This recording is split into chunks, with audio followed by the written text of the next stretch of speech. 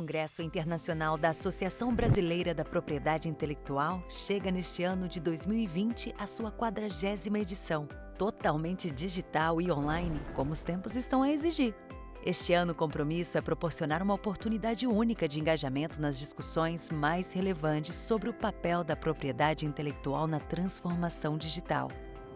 Serão 4 plenárias, 8 painéis e 16 Table Topics, onde serão abordados os assuntos de maior interesse do momento pelas personalidades mais influentes do cenário da propriedade intelectual, gente do mundo inteiro, já que a internet nos aproxima de tudo e de todos ainda mais. Transformamos o desafio virtual numa oportunidade para inovar e oferecer uma experiência mais cosmopolita, rica e ainda melhor. Inovamos no formato. Vídeos vão apresentar o tema e seu contexto. Palestras curtas e objetivas vão explicá-lo. O debate aberto ampliará a compreensão de diferentes visões e teremos ambientes virtuais de interação face-to-face para que se abram oportunidades de negócios. Está mais fácil de participar, sem custos de deslocamento nem hospedagem. Tudo isso com acesso livre e exclusivo para os associados da BPI. Ah, se você ainda não é sócio da BPI, associe-se já e garanta assim sua participação no maior congresso de propriedade intelectual da América Latina.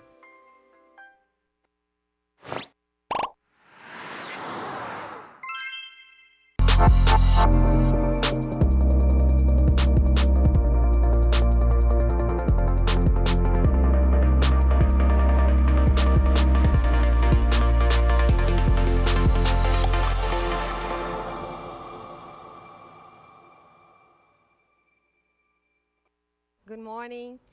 On behalf of the Brazilian IP Association and the World Bom Intellectual dia, Property em Organization, we nome welcome you all to our new da edition of ABPI, IP da Meetings. OMP, nós damos as boas-vindas a essa nova edição das reuniões de IPI, uma série de webinários organizadas pela OMB e pela Associação Brasileira de Propriedade Intelectual. Muito obrigado por estarem conosco nesse webinar de novo. Nós damos as boas-vindas ao senhor Luiz Edgar Montari Pimenta, presidente da BPI, senhor José Graça Aranha,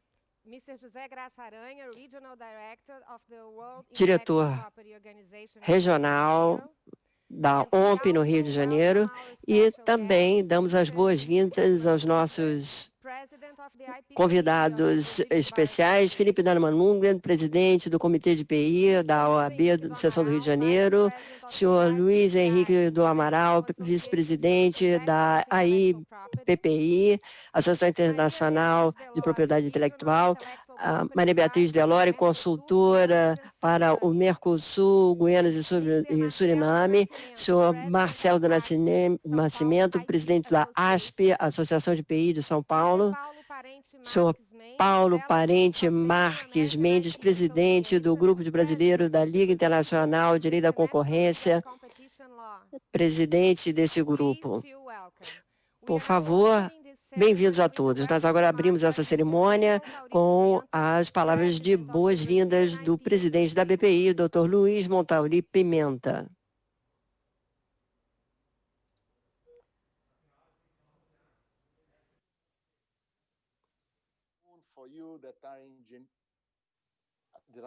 Eu gostaria de dar as boas-vindas a todos nesse webinar. Nós temos aqui os nossos palestrantes, o senhor Noam Shantov, da Queen Mary University de Londres, e o senhor Dmitry Ganchev, da OMP Genebra, e meu colega Fábio Barbosa,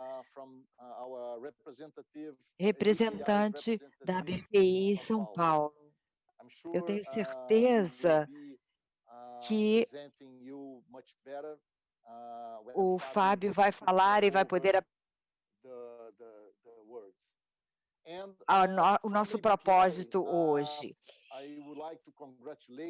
Em nome da BPI, eu queria agradecer à OMP pela organização conjunta desse webinar. Esse tópico é muito interessante. Nós temos trabalhado cada vez mais nos últimos meses devido a essa situação que todos nós no mundo estamos enfrentando, então estamos trabalhando dessa forma remota.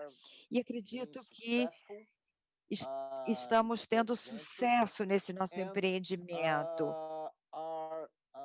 Nós trabalhamos de modo virtual em diferentes frentes, com webinar, com podcast, com lives e também no nosso congresso anual, que vai ocorrer em breve, do dia 19 desse mês até o dia 22. E gostaríamos de convidá-los para participar no nosso congresso com a discussão de tópicos extremamente relevantes. Mas eu não quero tomar o tempo dos senhores, nós temos os nossos oradores que irão falar, então gostaria de passar a palavra para o senhor José Graça Aranha, da OMP. Muito obrigada. Bom dia a todos. Senhor presidente, é um enorme prazer estar aqui hoje para um outro evento organizado conjuntamente pela ABPI e a OMP.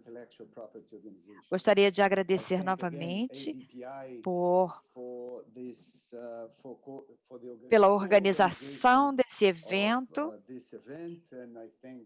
e a todos que tornaram possível essa realização.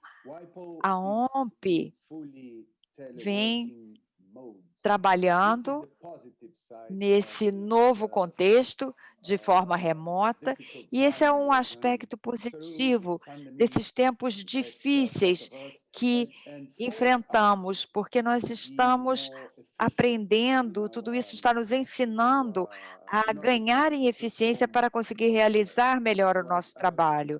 Então, como foi mencionado pelo presidente da BPI, nós temos 2 palestrantes estrangeiros, o senhor Shentov, do Queen Mary College de Londres, e também o senhor Dmitry Guanchev, que é o vice-diretor da Divisão de Gerenciamento de Direitos Autorais da OMP. Gostaria de dar as boas-vindas a todos os participantes e a todos os palestrantes e desejar-lhes um bom evento. Obrigada.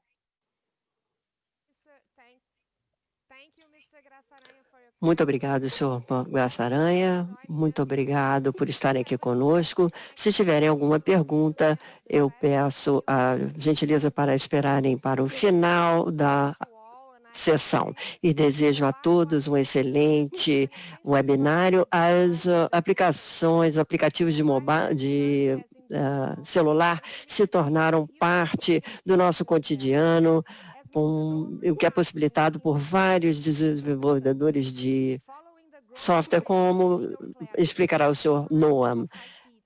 E para aumentar as fontes de rendas para criadores e detentores de direitos, nós vamos falar hoje de manhã sobre a importância dos aspectos de propriedade intelectual que afetam diretamente essa comunidade. É claro, temos grande orgulho de ter o senhor Noam e o senhor Dmitry conosco, nos esclarecendo sobre esse assunto. Nós vamos dar a palavra ao nosso moderador, Fábio Pereira, que é do escritório Veirano Advogados.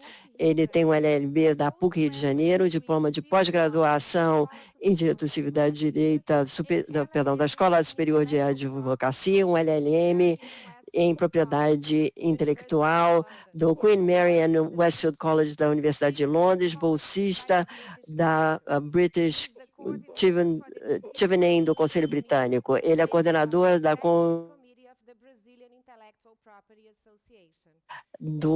e membro do Comitê Executivo da BPI. Dr. Fábio, o senhor tem a palavra.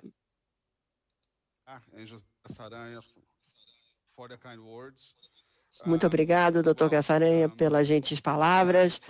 É um prazer dar as boas-vindas ao Noam e ao Dmitry às conversas sobre a BPI do dia de hoje.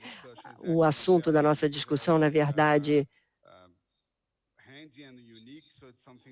é único e muito útil, uma coisa que está se tornando parte do nosso cotidiano. Os aplicativos de IPI são uma coisa que nós usamos diariamente, e com a pandemia nós dizemos que a tecnologia se nos foi imposta e nós demos um salto de alguns anos em tecnologia. Vou apresentar o Noam. O Dr. Noam Shontov é um líder de direito de IPI e tecnologia de chefe adjunto da CCLS. Ele dá palestra nas áreas de propriedade intelectual e tecnologia, e seus interesses de pesquisa também se focalizam nessas áreas.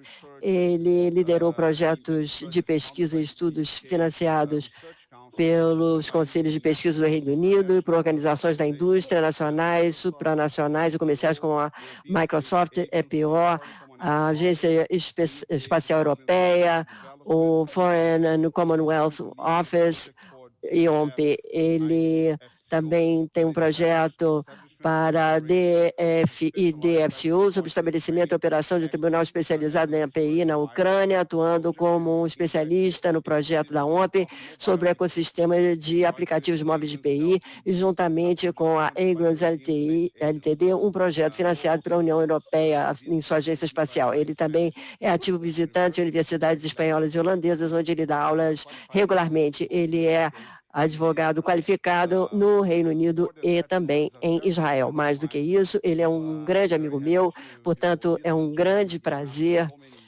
estar com ele há tantos anos, e eu me lembro a paixão há 15 anos atrás com que ele dava essas palestras, e é uma coisa que realmente vale muito a pena. E quando eu vi a apresentação dele hoje, eu me lembrei do conhecimento dele, sobre todas essas coisas, portanto, é um prazer, uma honra de estar conosco. Depois eu apresentarei o Dr. Gamchev. Então, muito obrigado aos dois por estarem conosco, e, por favor, Noam, a palavra é toda sua.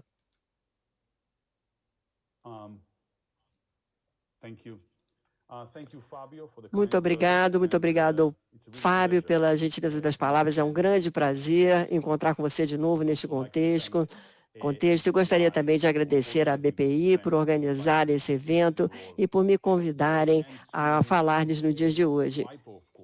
E a OMP por esse projeto, e o Sr. Gamchev, que vai falar posteriormente. E, em especial, nesse contexto, eu gostaria de agradecer ao Sr. da OMP, porque foi ele que apadrinhou esse projeto tão importante. Muito obrigado. E agora, com a sua permissão, passarei a minha palestra em si.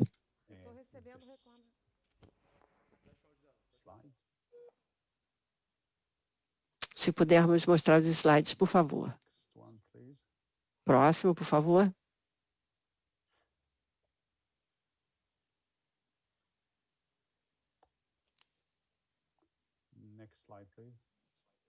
Próximo slide, por gentileza. E o próximo.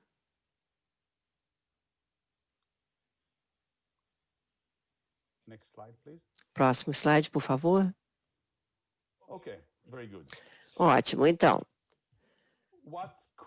O que é que poderia ser protegido em relação a aplicativos de celular e em termos de user experience? Nós temos códigos e arquitetura e também a experiência de usuário, user experience. Próximo slide, por favor.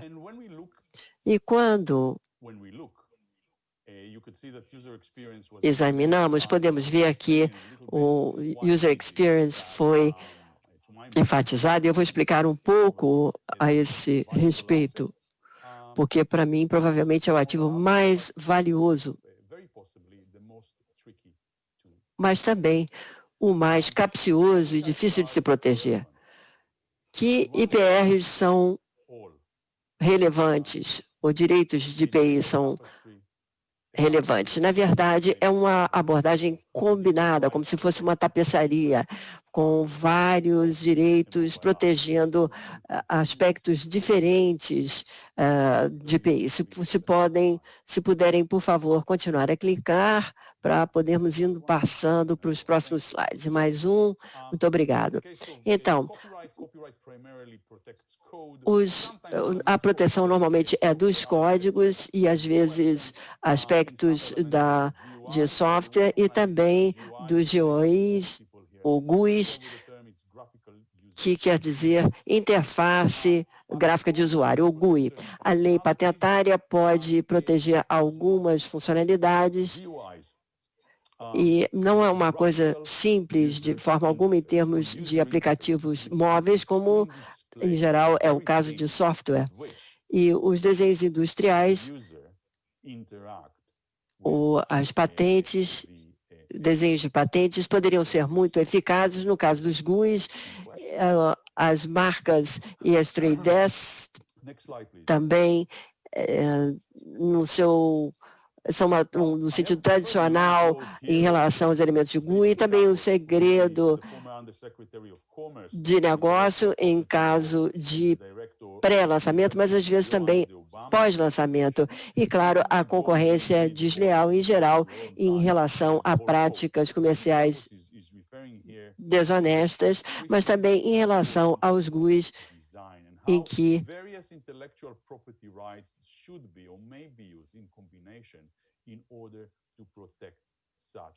alguém resolve que parte do seu negócio está contido em parte dessa interface de usuário ou GUI. Então, vamos ver a questão de código e arquitetura, aquelas coisas que estão abaixo da superfície e que nós normalmente não vemos ou não temos uma experiência direta quando temos acesso a um aplicativo móvel. Próximo, por favor. Então, o direito autoral, eu não vou falar da parte básica, vou dar uma passada nesses slides assim bastante rápida. Nós sabemos que temos uma proteção legal para trabalhos literários e artísticos e também códigos de computador já há várias décadas. E um código de um aplicativo de celular pode ser protegido.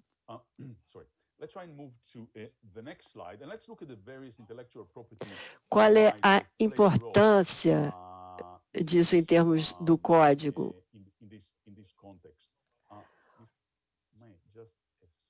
Um concorrente não vai fazer a bobagem de copiar o seu código completamente. Então, é muito importante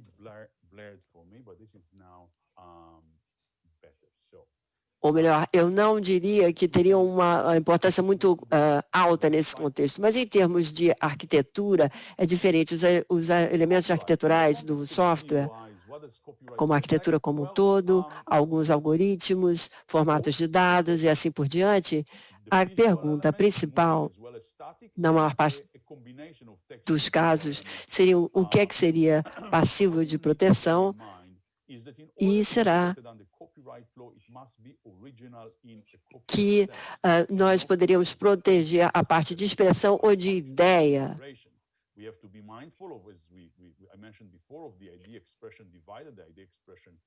Se formos ver a legislação da União Europeia sobre software, por exemplo, no caso dos algoritmos, o algoritmo constitui uma ideia, se for assim, não pode ser protegido. A questão é quando é que nós ultrapassamos esse limite, porque o algoritmo seria uma expressão e a resposta não é simples, então, nesse caso.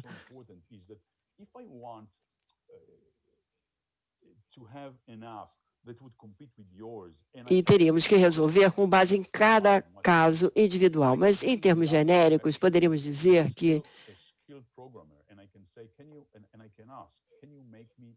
contanto que o elemento em questão seja detalhado, quanto mais detalhado for,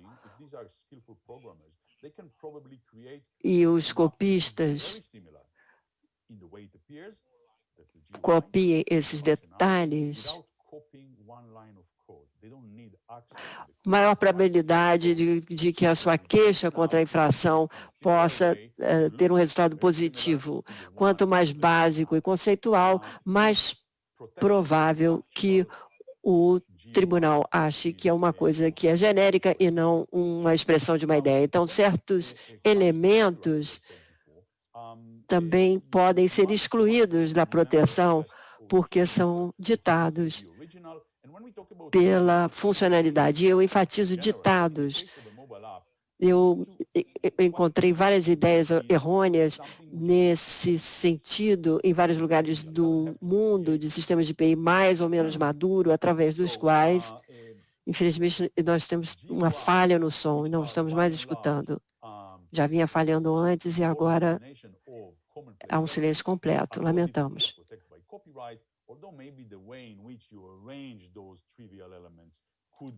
Subject to copyright protection, but again, if someone knows what they're doing, I would think that it shouldn't be that difficult to avoid being caught by copyright. Será que é ditado por função? Será que se tem uma opção em termos do desenvolvedor? E se não, se havia essa opção, seria muitíssimo raro que o desenvolvedor não tenha essa possibilidade de escolha. Próximo slide, por favor. Infelizmente, parece que a conexão falha. Então, como nós dissemos, o código é protegido pela arquitetura, dependendo daquilo que se esteja discutindo. O que é que seria interessante discutir nesse contexto? Seria as funcionalidades que embasam essa arquitetura e código.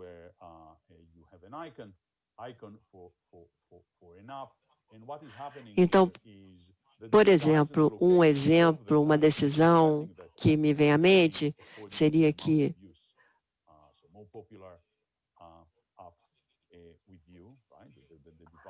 houve uma decisão de um tribunal, e eu acho que isso é um caso na maior parte das instâncias, de que a lógica comercial, nesse caso, de um aplicativo móvel, temos essa lógica comercial que não pôde ser protegida. Então, o resultado é que, num caso assim, em termos de direito autoral, o réu pode ter se apropriado do material. Próximo slide. Patentes. Então, eu estou aqui me referindo a patentes no contexto de código e arquitetura. Temos a questão da proteção do direito patentário. A arquitetura pode ser protegida até certo ponto. Temos mais uma falha de som, infelizmente.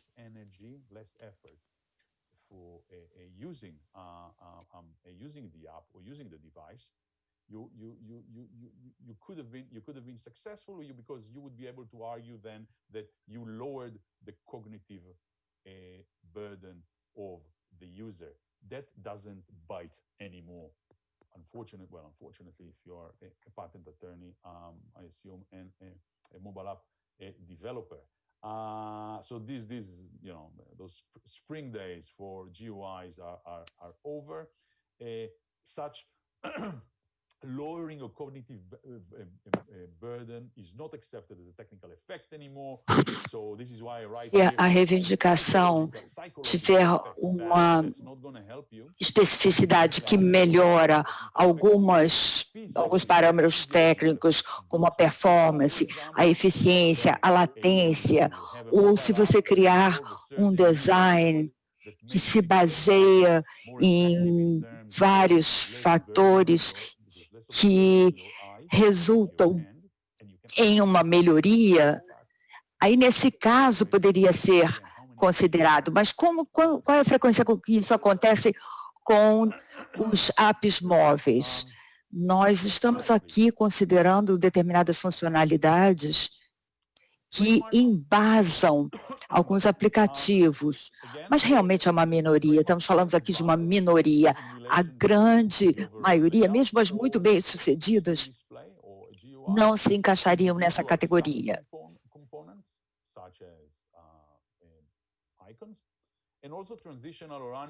Passamos para o próximo slide.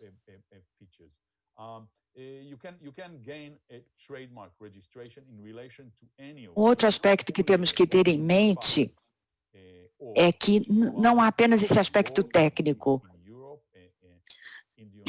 Temos que satisfazer todos os requisitos para ser passível de obter proteção patentária. Então, a matéria, como a gente estabelece,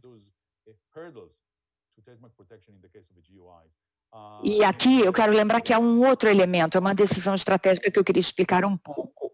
Nós precisamos nos lembrar que o requisito faz parte do processo e também a questão da divulgação, para que alguém que seja competente nesse assunto possa realizar a invenção.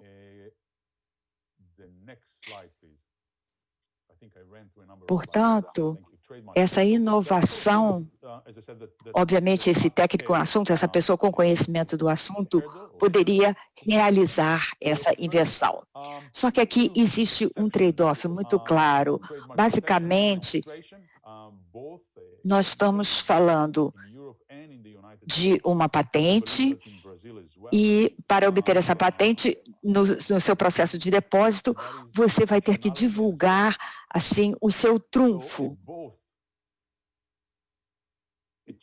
E isso não vai ser mantido como um segredo, mas há um prazo para um prazo de 20 anos, nesse caso que eu estou falando, em que existe essa proteção. Como eu disse anteriormente, existe aqui uma opção quando se fala de segredo de negócio. Se a gente fizer uma pergunta geral, a resposta sempre vai ser, claro, se você puder ter patente, você deve obter uma patente. Mas em relação a segredo de negócios, existe uma proteção para a propriedade intelectual que não é tão direta. Mas o que eu estou tentando mostrar é o seguinte: mesmo se você conseguir uma patente, isso não significa que você deve reivindicar uma patente. Às vezes é mais vantajoso se valer de um segredo comercial. Vamos pensar em termos de segredos de negócios e todas as suas implicações e impactos nos negócios.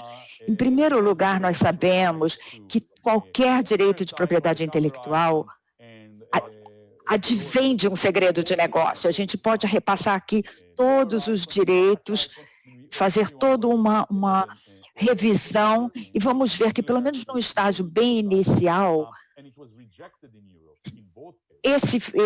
esse fato seria mantido como um segredo de negócio. A gente pode proteger o código, o algoritmo, a estrutura interna, antes do lançamento. Na verdade, isso é o que deve ser feito mesmo antes do lançamento. Toda a lógica indica que nós devemos manter esses ativos, esses trunfos, como um segredo comercial. E isso deve ser feito preferencialmente através de contratos que incluem cláusulas específicas ou dispositivos específicos, para você garantir que qualquer divulgação dessa informação, que é uma informação variável, esse trunfo que você tem, vai estar protegida por um contrato de confidencialidade. Isso tem que ser um requisito. No entanto, precisamos nos lembrar o seguinte nesse contexto. Em relação a segredos de negócios, temos que pensar na engenharia reversa quando pensamos em segredos de negócios. Uma vez que você lança alguma coisa no mercado e as pessoas podem fazer uma engenharia reversa para ter acesso justamente a esses trunfos, a esses atos preciosos que você desenvolveu, não há uma proteção quando você está fazendo uma engenharia reversa. E aí você tem que buscar mecanismos de proteção que vão depender da jurisdição na qual você está atuando. Mas mesmo que alguém possa fazer uma engenharia reversa, ainda assim vale a pena a proteção através do segredo de negócio. Porque fazer a engenharia reversa significa que essa pessoa, dependendo das circunstâncias, mas em muitas circunstâncias que são comuns no nosso mundo, significa que essa pessoa vai ter que passar por um processo que vai tomar muito tempo, que vai ser muito oneroso também, e que, no final das contas, pode ser que não vale a pena. O interessado pode dizer, não, isso aqui não vai valer a pena, porque a engenharia reversa pode ser muito onerosa. Então, algumas pessoas podem dizer, não, vou desistir. Ou, dependendo da circunstância, eles podem chegar para você e falar, olha, eu estou interessado nessa informação, então você vai poder conseguir conceder uma licença, enfim, cada circunstância vai ser diferente. Mas esse é uma especificidade, um fato bem concreto. Há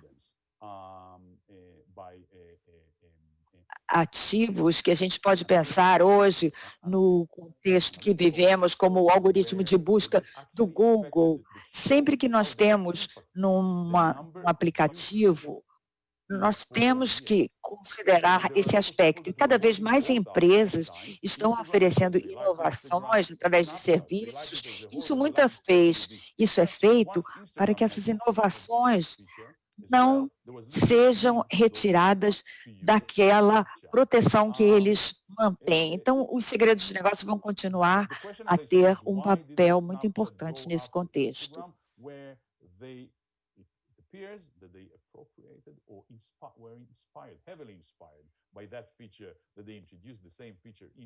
Esse é justamente o caso quando falamos do ambiente de computação em nuvem. Vemos cada vez mais os aplicativos em nuvem e através da internet, que é semelhante, porque todos funcionam através de um servidor que é externo ao dispositivo móvel. Então, diferente do aplicativo de nuvem, o aplicativo móvel nativo, ele vai ser feito download e instalado no seu dispositivo. Claro que há vários aspectos tecnológicos a serem considerados, mas isso permite que uma parte interessada pegue esses aplicativos e tente fazer o caminho reverso para entender como eles funcionam. Isso não é possível, por exemplo, no ambiente de nuvem, porque mesmo se você tentar fazer esse percurso de engenharia reserva, você não vai conseguir através desse acesso ou chegar à arquitetura do software em questão. As únicas pessoas que vão ter acesso a esse código são os desenvolvedores e aqueles que trabalham com eles, aqueles que são responsáveis pela operação, se for o caso. E todas essas pessoas vão ter assumido um compromisso de confidencialidade. Esses ativos, portanto, podem ser mantidos em confidencialidade, em segredo, sem permitir qualquer acesso. Todos aqueles que assinaram um acordo de confidencialidade, eles vão ter acesso, sim, mas eles não vão poder fazer nenhum uso, enquanto que todos os outros simplesmente não terão acesso, nem ao código, nem à arquitetura. Obviamente, para ter uma obrigação de segredo de negócio eficaz, é necessário que sejam tomadas algumas medidas. E nesse caso, seria necessária até uma discussão em separado para saber como a gente pode ter esse sistema. Mas temos que assegurar que é isso que nós temos em questão. Eu acredito que quando a gente fala de arquitetura, nesses propósitos da nossa discussão aqui, eu queria passar para um outro aspecto do aplicativo móvel, que para mim é um aspecto mais importante, que é o GUI. Vamos ver o próximo slide.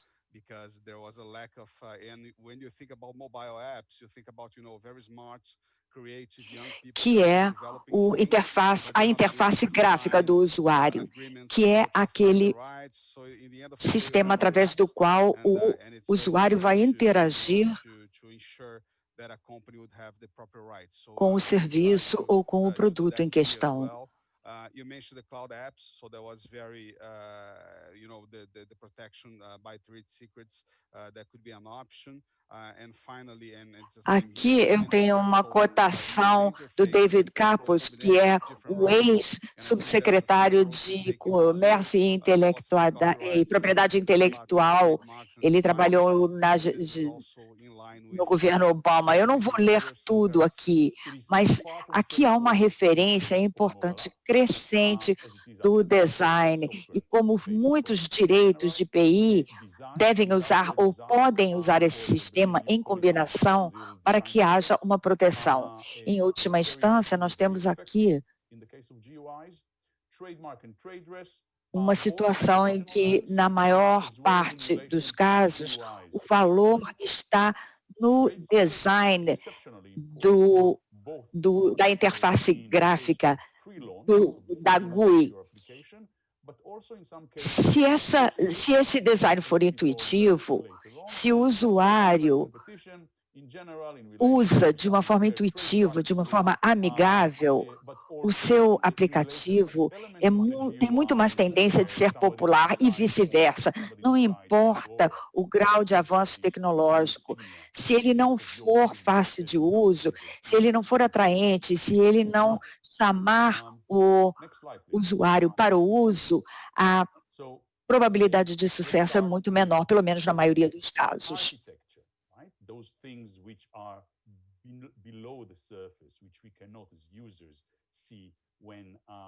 Vamos agora ver no próximo slide os vários tipos de propriedade intelectual que vão ser relevantes nesse contexto.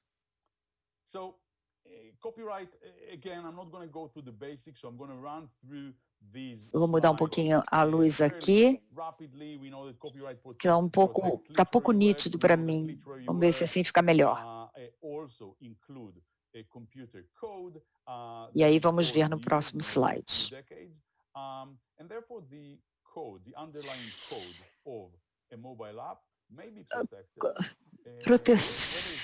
Direito autoral. O que nós temos aqui em termos de proteção? O texto, os elementos visuais, os em movimento e estáticos e a combinação. Mas o que a gente tem que pensar é que para ter proteção mediante o direito autoral, ele tem que ser original no sentido de direito autoral.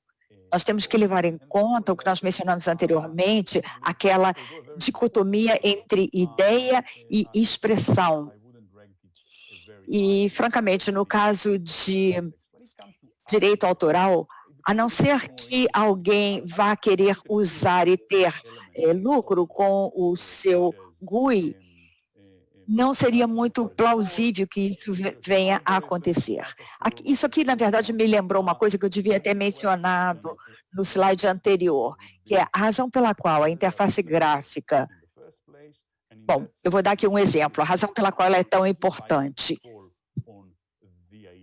Se nós quisermos ter um aplicativo que seja totalmente seu, eu posso pegar esse aplicativo, levar para um programador muito qualificado e dizer, você pode fazer um igualzinho a esse, o mais próximo possível desse, e esse programador, se eles realmente são bons e muito qualificados, eles provavelmente vão poder criar um aplicativo que é muito semelhante. E aí, nós temos justamente essa funcionalidade sem ter que copiar uma linha de código. Ele não precisa ter acesso ao código, ele vai fazer todo um código novo que vai funcionar da mesma forma e que vai ser muito semelhante ao que eu estou falando. Portanto, a proteção para a interface gráfica é de extrema importância. Quando falamos de direito autoral, como eu mencionei anteriormente, a gente tem que lembrar que ele tem que ser original, e quando a gente fala de original, no caso de um dispositivo móvel, de um aplicativo móvel, é que tenha que ser alguma coisa que não seja trivial, não seja comum, precisa ser criativo. As interfaces gráficas que, de modo geral, envolvem uma combinação de elementos comuns, têm muita dificuldade em serem passíveis de proteção por direito autoral. Mas quando a pessoa sabe o que está fazendo, a situação é diferente, porque não é tão difícil se ver nesse contexto com um aplicativo móvel que tenha seguido esse mecanismo criativo. Vamos ver agora os segredos de negócio novamente. Nesse caso da interface, em geral, a questão é o pré-lançamento. As interfaces gráficas estão no dispositivo, então proteger a interface gráfica através de segredo, esse processo acaba não sendo muito eficaz se ele for feito após o lançamento. Agora, patentes. Eu tenho um exemplo aqui que é bem básico, mas vamos ver.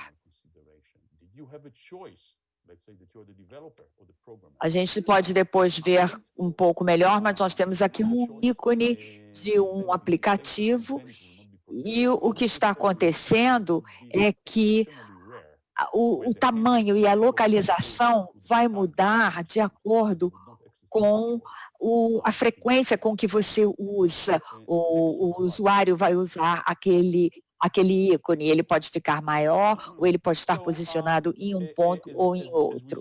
Então, realmente, a gente pode ter patentes, a patente de utilidade, como os norte-americanos chamam.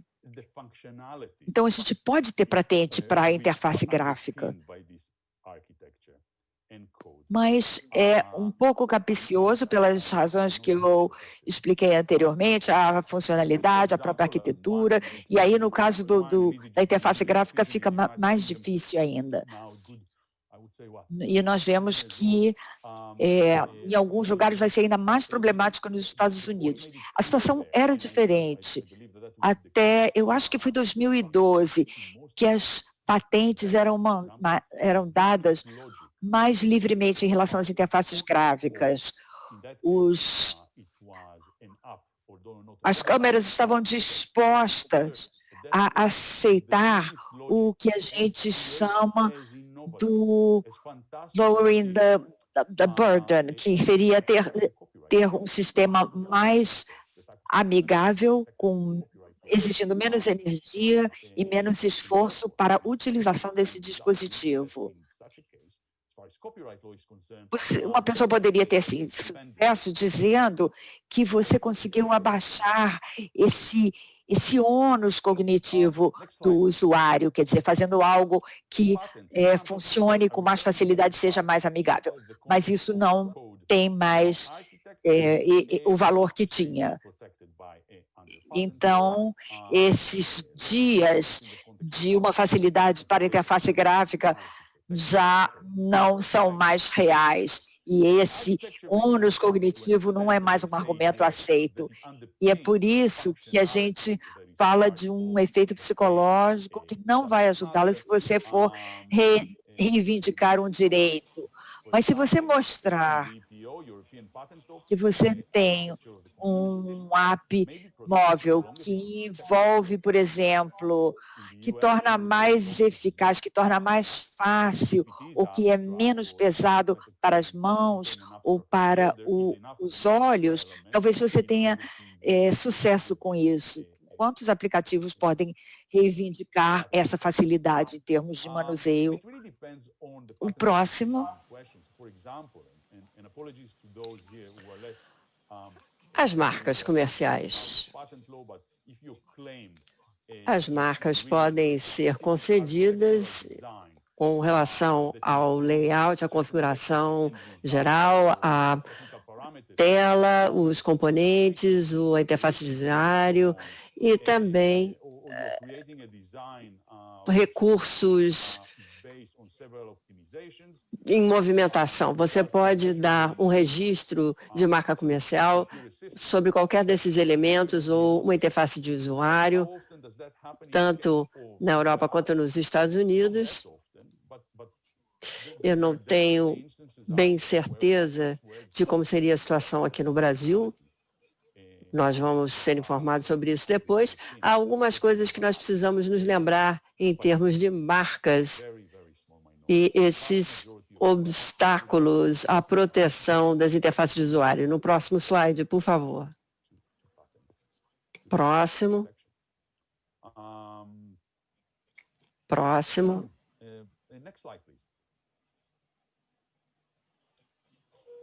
Próximo slide, por favor.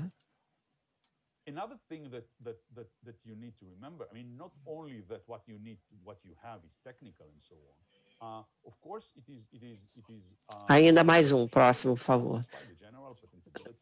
Então, há algumas coisas, como eu disse, que agem como um obstáculo à proteção. Em primeiro lugar, duas exceções para a proteção de marca e o registro, tanto nos Estados Unidos quanto na Europa, e eu acho que no Brasil também, que seria a funcionalidade e a estética.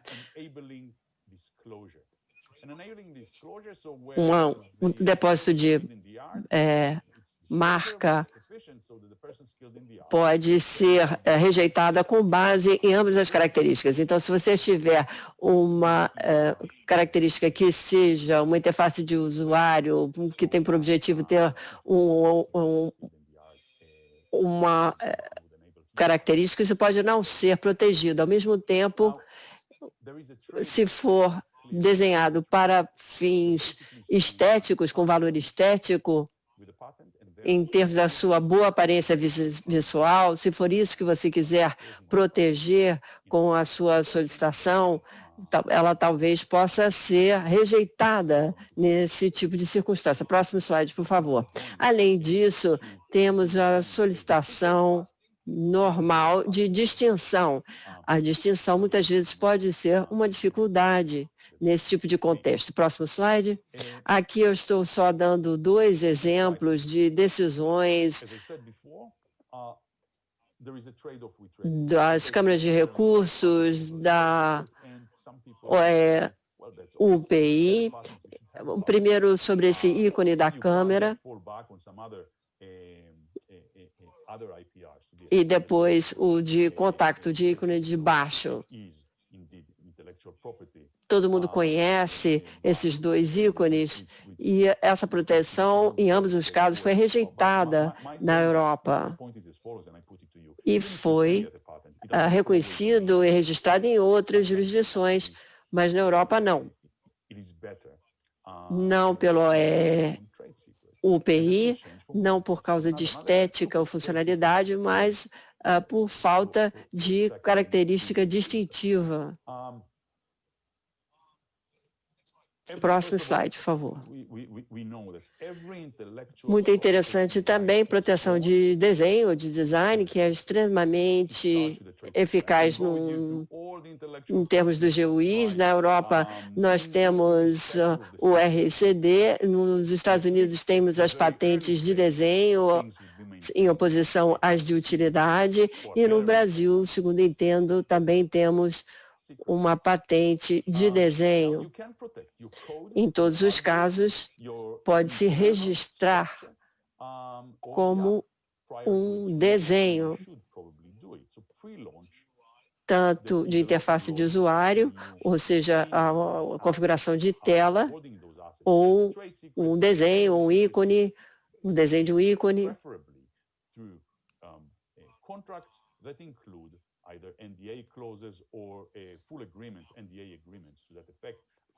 Eu vou então agora terminar com o próximo slide. Próximo, por favor.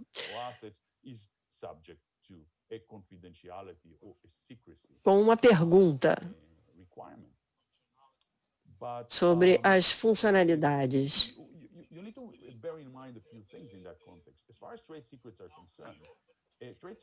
Aqui nós temos uma questão que agora já é bastante antiga, do Instagram, que resolveu que tinha a questão das histórias no Snapchat.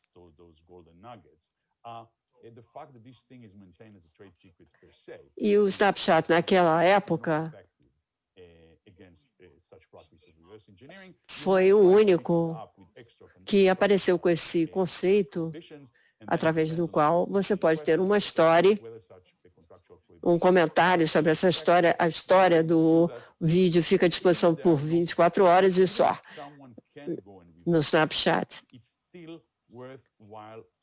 E eles não processaram o Instagram, e o Instagram introduziu o mesmo recurso no seu aplicativo.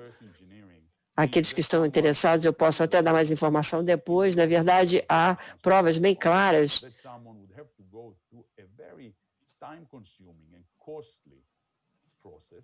de empresas de análise em que pode-se demonstrar o impacto que houve sobre o número de usuários nos anos posteriores. E havia várias pessoas que tinham os dois aplicativos, o Instagram e o Snapchat, porque gostavam desse recurso. E depois que o Instagram incorporou esse recurso, as pessoas não precisavam mais usar o Snapchat. Então, a pergunta é por que a Snapchat não deu um tranco jurídico de volta na Instagram?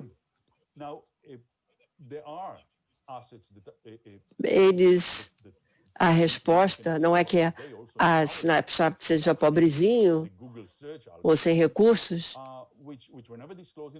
só que não havia o que eles podiam fazer, não havia nada a fazer. Há certas funcionalidades que, como conceito, a lógica por detrás da funcionalidade, não se precisa um código.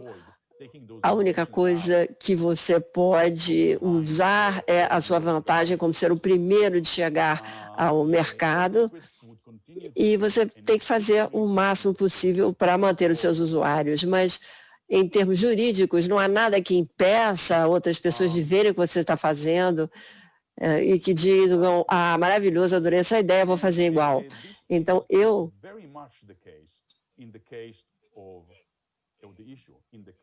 pessoalmente, acho que isso é um efeito colateral negativo do nosso sistema jurídico. Eu acho que para mim faz sentido. Mas, enfim, próximo slide. Com isso, então, eu termino. Muito obrigado. Muitíssimo obrigado. Em nome da BPI, para essa masterclass, nós agradecemos muito. Você se baseou em vários aspectos diferentes dos aplicativos móveis de IPI. Eu vejo que há também histórias no LinkedIn como recurso. Eu acho que não se encaixa muito bem com o LinkedIn, mas, enfim, alguns acham que sim. Então, muitíssimo obrigado, Noam, por ter falado de assuntos diversos. Nós temos abordagens bem parecidas na lei brasileira. Por exemplo, você mencionou a possibilidade de proteção quando é uma exigência de funcionalidade, e nós temos esse tipo de restrição aqui, sim. Você mencionou a falta de proteção para métodos, projetos, conceitos matemáticos, planos, e isso também está incluído, claro, na nossa lei de direito autoral. Portanto, também é disseminado no Brasil. Nós vemos o mesmo tipo de debate ocorrendo aqui. A maior parte da proteção de software é para software embutido, quando está embutido numa invenção, e é por isso que se pode proteger alguns softwares como patentes, por exemplo, a proteção patentária de software quando eles são embutidos. Então, um outro debate na nossa comunidade aqui no Brasil, porque não é tão comum ter a proteção patentária para o software. O senhor mencionou segredos comerciais, que também é uma coisa muito prática, porque nós teríamos que atribuir direitos de autor, incluir isso nos contratos com funcionários, mas se nós não pudermos proteger esses direitos, teríamos um problema. E todos os due diligence em que eu trabalhei, isso aparece, porque quando se pensa em aplicativo móvel, se pense sobre gente jovem muito criativa que sai desenvolvendo coisas, mas eles não estão dispostos a assinar contratos, atribuindo os direitos. No final, nós temos uma massa que é muito difícil de garantir que para elas haja proteção. Então, o senhor mencionou também outros tipos de aplicativos, a proteção de segredos comerciais, que poderia ser uma opção, e, por fim, a interface gráfica de usuário e a combinação de vários direitos. Eu acho que é a mesma abordagem que nós usamos aqui no Brasil. Patentes, marcas, desenhos, tudo isso está de acordo com o que nós fazemos aqui, portanto, muito semelhante às referências que você fez. Então, muitíssimo obrigado por tudo isso e, sem mais delongas, eu gostaria de apresentar. Noam, você tinha um comentário a fazer? Não, eu estava só aqui ruminando, pensando. Muitíssimo obrigada. Então, eu gostaria de apresentar Dmitry Ganchev, que é vice-diretor da Divisão de Gerenciamento de Direitos Autorais no setor de indústrias criativas da OMP em Genebra. Ele trabalha com questões relativas à economia de direitos autorais e direitos relacionados, infraestrutura e gerenciamento de direitos autorais e, em geral, o potencial dos direitos autorais para gerar fluxos de renda e sustento. Realiza estudos econômicos, oferece capacitação em gestão direta de ativos de propriedade intelectual nas indústrias criativas e desenvolve parcerias público-privadas para transferência de conhecimento no setor criativo. O senhor Ganchev foi encarregado de projetos de pesquisa na OMB sobre o estabelecimento de metodologias para avaliar os impactos dos direitos autorais e fornecer fundamentação para a formulação de políticas dos direitos autorais e indústrias criativas. Ele é búlgaro, tem um PhD na Universidade de Sófia e também no Instituto de Relações Internacionais. É da Associação de Propriedade Intelectual da Bulgária, tem várias publicações sobre indústrias criativas, propriedade intelectual e questões de política externa. Ele é palestrante frequente em grandes eventos internacionais e nacionais sobre indústrias criativas e direitos autorais. O Sr. Ganchev, muito obrigado. É a primeira vez que nós nos encontramos, mas nós nos encontramos na reunião prévia a esse seminário, mas a minha dissertação foi sobre o envolvimento das indústrias criativas no início do milênio digital aqui no Brasil. Então, será interessantíssimo, pessoalmente, ouvir as suas palavras e a sua palestra a esse respeito. Então, muitíssimo obrigado. Em nome da BPI, o senhor tem a palavra. Obrigado, Fábio. Obrigado, Fábio. É um prazer participar desse webinário. Eu gostaria de agradecer à BPI pelo convite e por compartilhar conosco a iniciativa de organizar esse evento. É uma grande alegria o senhor ter começado com as indústrias criativas já há vários anos. E, de fato, é um assunto que se tornou muito disseminado no mundo inteiro. Nós, na OMP, começamos a dar muito mais esse assunto há aproximadamente 15 anos e hoje há todo um fluxo de atividades relativas à economia criativa e às indústrias criativas na OMP.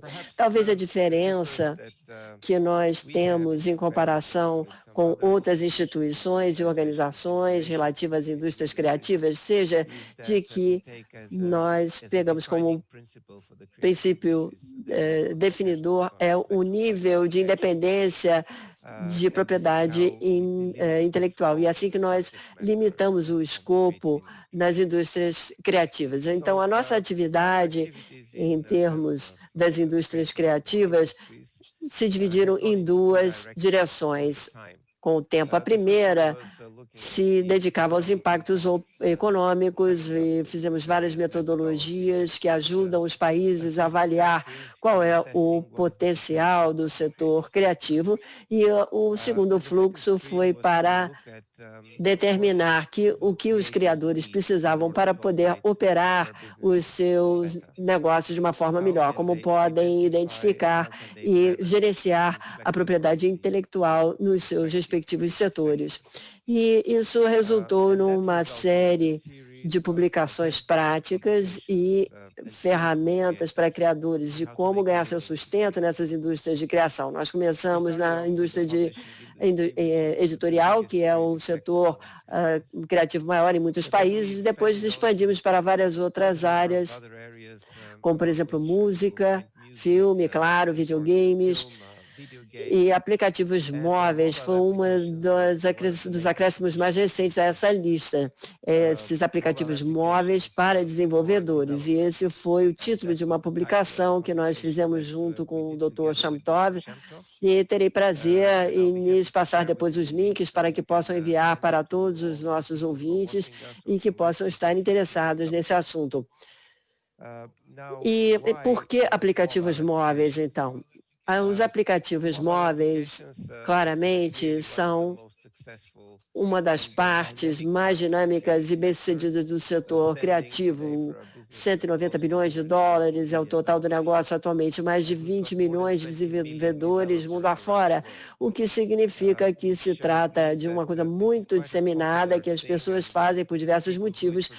Mas então, se nós tivermos um setor que estiver crescendo a 27% anualmente, aproximadamente, na verdade, será uma das partes da economia criativa de crescimento mais rápido. E se nós formos ver o número de usuários, nós vemos que é mais mundo afora. Então, nós vemos que isso é uma coisa que se dissemina rapidamente e nós analisamos essa indústria, uma indústria que tem uma contribuição em termos de empregos de valor muito grande para a economia e como economista posso dizer que há vários desafios na identificação e a avaliação empírica do impacto exato dos aplicativos móveis, porque eles se relacionam com tantas outras áreas da criatividade, não é mesmo? A indústria de aplicativos faz parte da economia de startup, que está no centro da política econômica de muitas instituições atualmente. Os aplicativos não são só um canal de distribuição, eles mesmos podem se tornar um canal de distribuição não só de produtos de outras pessoas, mas são utilizados para entretenimento, para atividade, para referência, comunicação, soluções empresariais e toda uma lista por toda parte. E o que é que está por detrás dessa economia dos aplicativos, ou App Economy, como nós chamamos? Eu mencionaria apenas 4 dos principais fatores impulsionadores dessa economia. O primeiro é, claro, a onipresença dos telefones inteligentes, dos smartphones, e os preços desses telefones vêm caindo a cada dia. O segundo é de que mais de 75% do mundo tem capacidade de telefonia móvel, o que quer dizer que ter acesso à internet rápida, junto com essa interface de usuário intuitiva nos smartphones é um pré-requisito para uma indústria que está dando muito certo. Em terceiro lugar, nós temos um alto nível de acessibilidade dos aplicativos através das várias lojas de aplicativos, que tem um acesso conveniente para esses aplicativos serem instalados e ninguém tem problema em chegar até o aplicativo que ele quer ou que ela quer. E, finalmente, eu diria que também temos a questão da proximidade do grupo de usuários de marketing, porque os aplicativos podem dar uma experiência de usuário muito pessoal que os websites não conseguem dar. Portanto, nós temos aí uma vantagem muito importante, que certamente tem um papel importante no mercado em expansão dos aplicativos móveis. O que nós fizemos com os aplicativos móveis, então, foi o seguinte. Primeiro, encomendamos essa publicação e, como resultado das discussões e de um trabalho editorial, ele foi finalmente publicado. E depois nós desenvolvemos um projeto interessante com a nossa comunidade de desenvolvedores sobre propriedade intelectual. Esse projeto é chamado Melhoria da Indústria de Software do ponto de vista de propriedade intelectual, com um foco na parte móvel. Foi iniciado pelo Quênia, um país africano com uma comunidade de software muito forte e crescente, e o projeto deslanchou no ano passado. Como resultado desse projeto, nós estamos produzindo várias ferramentas interessantes que podem se aplicar aos desenvolvedores brasileiros. E a primeira dessas ferramentas será sobre solução de controvérsias alternativas para controvérsias de aplicativos, que foi uma coisa que nós acabamos de terminar, que vai estar à disposição do nosso website nas próximas semanas, analisando muito proximamente como, por quê, de que forma os desenvolvedores de software podem ter um mecanismo de solução de controvérsias alternativo e o que a OMP pode oferecer nesse sentido. A segunda ferramenta que estamos trabalhando é sobre a comercialização de propriedade intelectual através de aplicativos móveis, que é uma publicação que também é muito prática, que analisa o fluxo de vida dos aplicativos móveis e como a propriedade intelectual pode ser monetizada. E nós esperamos que isso leve a resultados muito bons e práticos. O terceiro resultado do projeto será um manual muito interessante sobre questões de IPI para contratos de aplicativos móveis. Como é que essas cláusulas de IPI devem ser analisadas, quais são as diretrizes para resolver isso na sua prática contratual. É um manual redigido por pessoas da área, e nós esperamos que grande parte também será relevante em várias jurisdições. Pelo menos apresenta princípios interessantes e é de uso prático também neste caso. E a última ferramenta que estamos preparando como parte desse projeto é uma caixa de ferramentas de IPI para desenvolvedores de aplicativos de celular. Uma coisa que ofereceria toda uma variedade de opções sobre que tipo de mecanismos de IPI se pode escolher em determinadas circunstâncias, o que podem lhe oferecer, e sem prescrever aquele que terá mais sucesso, nós estamos apenas oferecendo uma variedade de opções, que é a ideia da caixa de ferramentas. Nós esperamos que isso esteja pronto e à disposição num website para esse projeto antes do final do ano, para a utilização por desenvolvedores. Nós temos alguns eventos nos países que se beneficiam desses projetos. Então, o que eu posso dizer? O que eu aprendi com esses eventos que nós realizamos, que foram seminários nos bons tempos em que nós tínhamos encontros presenciais. Esses seminários nos disseram o quê? A minha primeira impressão foi de que a comunidade de desenvolvedores não conhece grande coisa sobre propriedade intelectual. A maior parte do pessoal não tem a menor ideia de quais são os seus ativos de IPI, por que eles poderiam ser protegidos, por que eles devem se envolver nessa complicação toda. Então, houve muita hesitação por parte deles, quando é que eu deveria fazer isso, qual é o limiar, quando é que eu devo começar a me preocupar com o meu IPI. E como resultado, nós lançamos uma série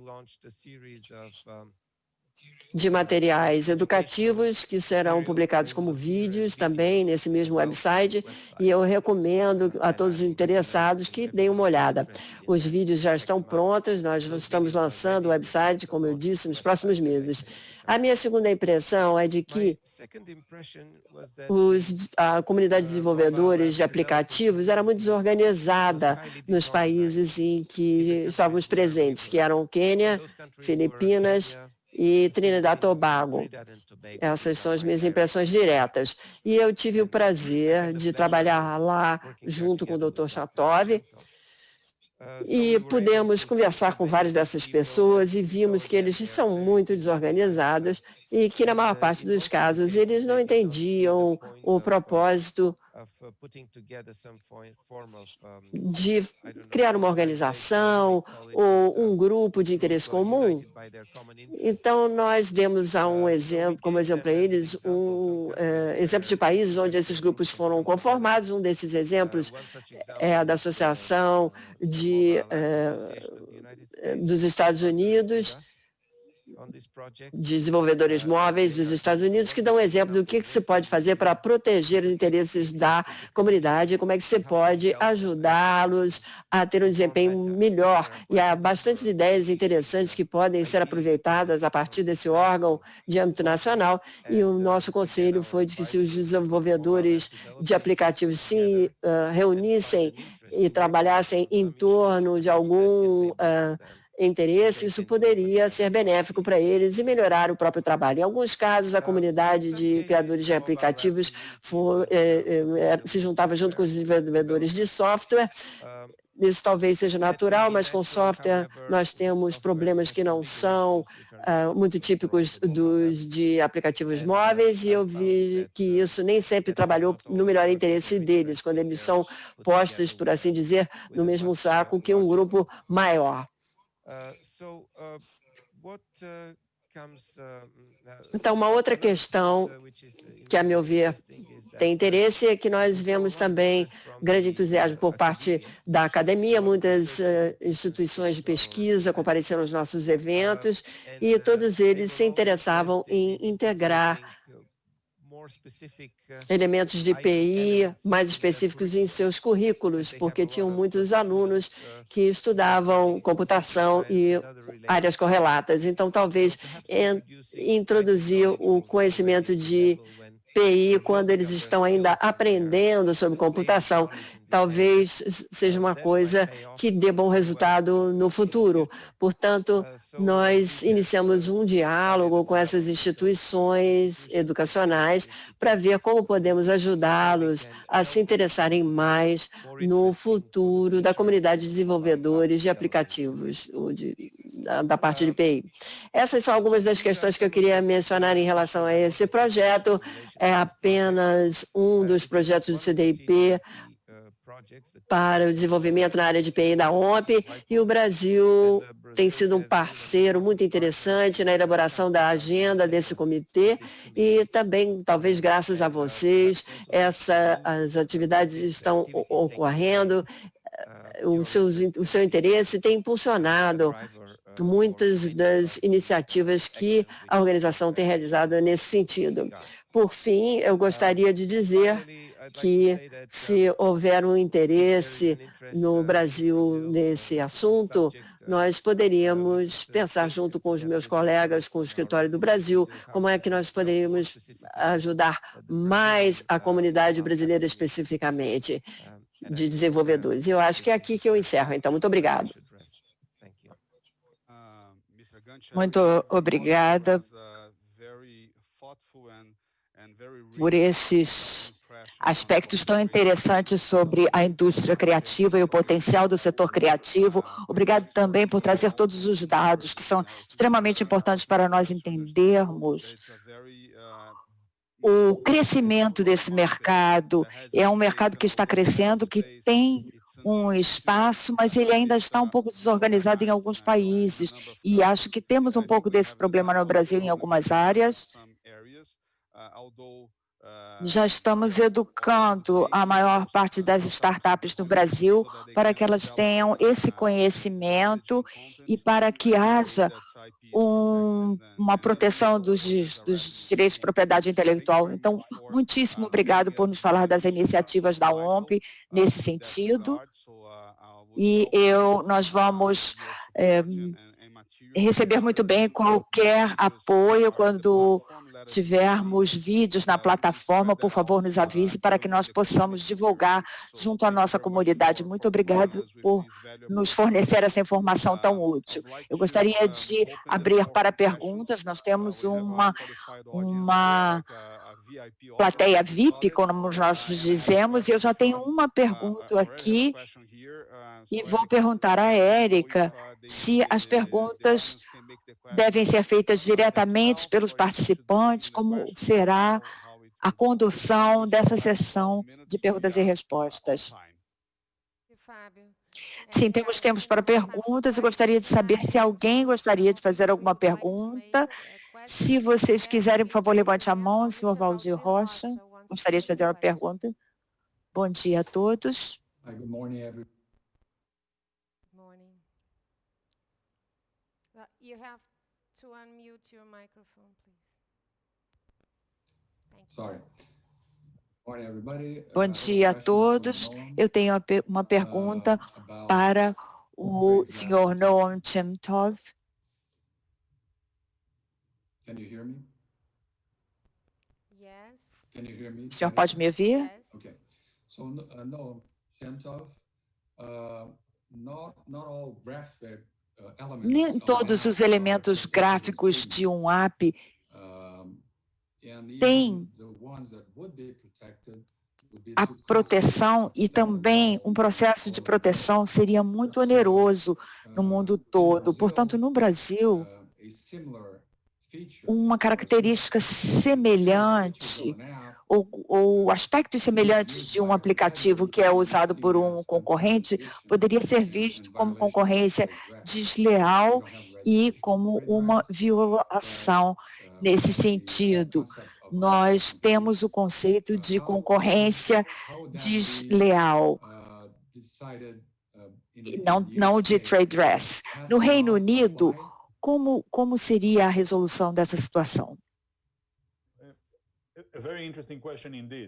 Pergunta muito interessante, realmente. Antes de fazer um comentário sobre essa posição e a situação no Reino Unido, eu queria dizer que, como foi mencionado, o registro em muitas jurisdições é muito caro, muito oneroso. E se, por um lado, a concorrência desleal não vai exigir um custo inicial. No entanto, eu não sei como é que funciona no Brasil, tenho certeza que o senhor vai poder me informar, mas uma ação de concorrência desleal, a fazer cumprir essa ação vai custar muito. Porque, por exemplo, no Reino Unido, eu diria que, em média, como regra geral, no caso de uma ação de passing off, seria 50% mais dispendiosa do que o registro de uma marca, porque você tem que explicitar essa presunção desse direito. No Reino Unido, o passing off é possível, e mesmo assim há limitações, porque é uma forma limitada de concorrência desleal se você puder mostrar que houve um engano junto ao público. Quando a gente fala de passing off em países da Commonwealth e concorrência desleal, eu acho que a gente diria que concorrência desleal se dá quando você consegue comprovar uma representação indevida, que não é o caso na França ou na Alemanha, por exemplo. Tanto na França como na Alemanha, a concorrência desleal. Na França, nós temos duas ramificações que são distintas. E em um dos casos você pode ingressar com uma ação sem nenhum maior problema. No Reino Unido, a resposta à sua pergunta é possível sim, mas teria que haver uma situação enganosa e é bem oneroso. Acho que a senhora Beatriz tem uma pergunta. Yes, I believe you can hear me. Yes. Vocês estão me ouvindo? Sim. Can you hear me? Yes. Okay, wonderful. Good morning, everyone. Thank you so much for the invitation. Bom dia, muito obrigado pelo convite. É um prazer estar num evento tão interessante, com tanta informação de Mitter. É um prazer revê-lo depois de tantos anos. Realmente eu queria frisar isso. É sempre um prazer com apresentações tão interessantes. E Noah, muitíssimo obrigado por toda a informação, todos os dados que nos foram fornecidos. Eu gostaria de fazer um comentário rápido, baseado em um dos aspectos que o Noah apresentou. Ele falou o design, o desenho, a importância no contexto dos aplicativos móveis. E eu queria chamar a atenção de todos, como os senhores devem saber, que o Brasil está considerando em se unir ao Acordo de Hague nesse aspecto, e nós do USPTO estamos trabalhando junto com o INPI brasileiro para que haja uma maior familiarização com o acordo, como ele é implementado, e estamos trabalhando conjuntamente com os nossos colegas da OMP. Temos um evento sobre esse tópico que irá congregar examinadores de toda a América Latina para discutir o acordo de Haia. E estamos fazendo isso através da nossa sede, justamente uma coordenação conjunta com a OMP. Eu queria salientar esse aspecto para todos os senhores, porque nós vemos realmente no escritório americano, no USPTO, um crescimento muito grande no número de aplicativos de design que vêm sendo submetidos, e acho que nós temos uma tendência crescente e que precisamos desse trabalho. Estamos trabalhando com o Brasil para tal. Very good, Noah. I think it's go ahead.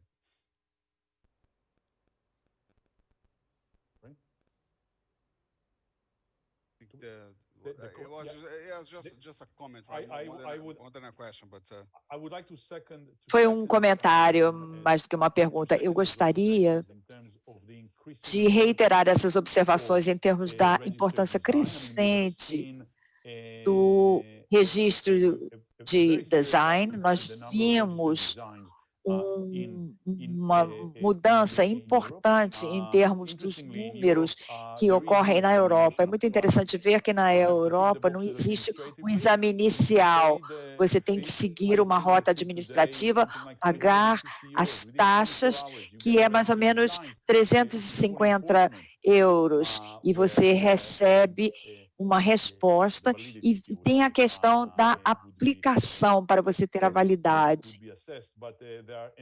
Isso teria que ser avaliado, mas em um determinado número de setores, produtos de luxo e moda, por exemplo, é algo que me ocorre quando eu falo sobre isso. A gente vê esse aumento, mas também na área de tecnologia e principalmente da interface gráfica. Muito bem.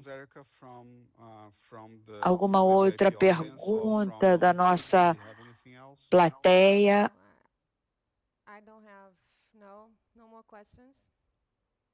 Acho que não há mais perguntas.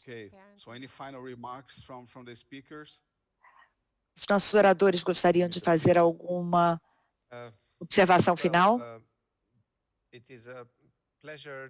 Foi um enorme prazer poder me dirigir a essa plateia nesse evento. Espero que esse seja um de muitos outros onde vamos discutir a indústria criativa.